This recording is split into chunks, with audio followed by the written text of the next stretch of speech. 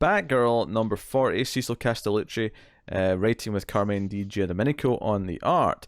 And this is Oracle, if you remember last issue, ended the issue with the basically burning half of Burnside with the giant bat logo. And this is basically an action-packed issue where Batgirl sees the message and goes into the city. And I think I like this issue quite a bit, and I think what I liked about it is that, I mean, this arc's been mostly pretty good. Some issues have been a bit smoother than others in terms of its narrative storytelling, but I think what I liked about this one is that it really felt focused in that, you know, you've got this great two-page layout where Batgirl's like swinging at the city from the bridge, and it's cutting between her trying to get to the city, like find her way through the streets. She's talking about how she knows the city very well. This is an attack on her, on her history. But it cuts between that and then like Oracle, the robot with the vulture of the trio, and actually one of my favorite parts here is where you see some narration from the or some maybe thought bubbles rather from Oracle, and at one point she basically says, "Oh, this human might still be useful. We'll not kill. We'll keep around." I'll be, oh damn, okay. This trio is not getting anything they think they are, and not realizing the fact that this thing is indestructible and therefore doesn't care about the fire, and it doesn't care if they all burn alive in there. But you got Frankie running around trying to call for help because she can't get to Babs, so she's trying to like get to the payphone to call 911, and if not that, then she goes to the chair that's in her apartment. Yeah. You know, Barbara's old chair that has Oracle tech in it. Yeah, she couldn't get rid of it because, you know, well, you never know when I might have to use it. And Frankie even tells her in this flashback, like, you got to kind of let go of your past. But it's good that she didn't, maybe. Yeah. Because it has the Oracle tech in there that could be the key to stopping the cyborg, or not cyborg, Android Oracle. Yeah. But yeah. Joe, I like as well, even when it cuts away to you know, Arejo and the plane, the landing in DC for some sort of, you know, Senate meeting or something. And I like that this cut away to these other supporting characters from this book. I mean, obviously it's nice to see what they're up to during whatever else is going on, but it still felt relevant because their entire scene is informed by the fact that they see on the news that this is happening back in Burnside, and it's going to inform how they treat vigilantes going forward. So it's nice to keep up with these characters and Jason and all that, but it's doing it from the perspective of tying into what's going on in Burnside right now. So that's what, you know, when I go back to saying everything felt really focused, it felt like everything was feeding into the crisis that was happening right now. Even these characters who are, you know, thousands of miles away. Well, I have no idea how far away Gotham and Burnside are from DC. Yeah, I mean, Gotham's supposed to be... I've always understood that Gotham was in New Jersey. So, New Jersey to DC is, I mean... Not that far. It would be a real quick plane ride. Yeah. We'll put it that way. Most people would have taken a train, I feel. You know? Yeah. So, I look at Burnside like it's Brooklyn. So, in the last couple issues... The one staffer didn't want to go out to Burnside because it was going to take all day. And I've you know, not that I've ever been to New York, but being familiar with pop culture, so let's just say they could have taken a train. Oh, that's it. So I'm thinking about this. So if Burnside is Brooklyn, you've also got Bloodhaven. Like, I guess which would be like the Bronx, because that's also over a bridge. So what we're saying here then is that Gotham City's Manhattan, and yes, right, because yeah, I suppose if you look at it that way, then sure. But then if you actually take the whole city of New York as Gotham, then you have to take Burnside and Bloodhaven as not one of the boroughs, but more as well, Bloodhaven's a sister city. That was always also kind of New Jersey, in that remember Nightwing, the whole gambling arc? Yeah. This was almost like Atlantic City. Yeah. There's just all these real world things. So I love Coast City, because Coast City is somewhere on the California coast. It could be San Diego. It could be Santa Barbara. It could be LA.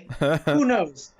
It's its own thing. It wasn't really based off of too much. Yeah, I've always thought of Coast City and Star City as being the two West Coast cities. Yeah. There's the two that come to mind, which never really comes into play. I never hear them talking about the time difference or anything like that when they're talking to you know, the other heroes. But I just and then Well, and then you look at Keystone. Now, this is a little diatribe on the geography of the DC universe. Then you have Keystone and Central as the Twin Cities, which would say like Minnesota, but they're also very Midwestern, so that could put them, like Kansas City, Kansas, and Kansas City, Missouri, to where they're different cities that go across state lines.